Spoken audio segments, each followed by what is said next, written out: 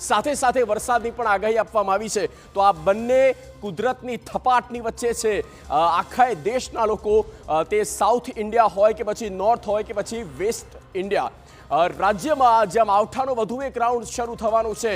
આ વાત કરી રહ્યા છે આપણા રાજ્યની ગુજરાતની અંબાલાલ પટેલ હવામાન આગાહીકાર જે છે તેમના દ્વારા આગાહી આપવામાં આવી છે કે આ વખતે પણ માવઠું હજી પણ ગુજરાતનો પીછો છોડતું નથી।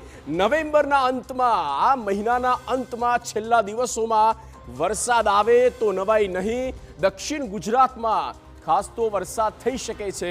જે સિસ્ટમ સક્રિય થઈ છે તેની અસર ગુજરાતના દક્ષિણ ગુજરાત પર જોવા મળી શકે છે। આપણે એક રિપોર્ટ ઓવરઓલ બતાવીએ તો ગુજરાતમાં માવઠાની આગાહીની વચ્ચે ખેડૂતોની ચિંતા વધી ગઈ અને આગાહીકાર અંબાલાલ પટેલનું કહેવું છે કે નવેમ્બરના અંતમાં દક્ષિણ ગુજરાત સહિત અનેક જિલ્લામાં માવઠું થઈ શકે। નવેમ્બરના અંતથી લઈને ડિસેમ્બર સુધી માવઠાની સ્થિતિ જોવા મળશે।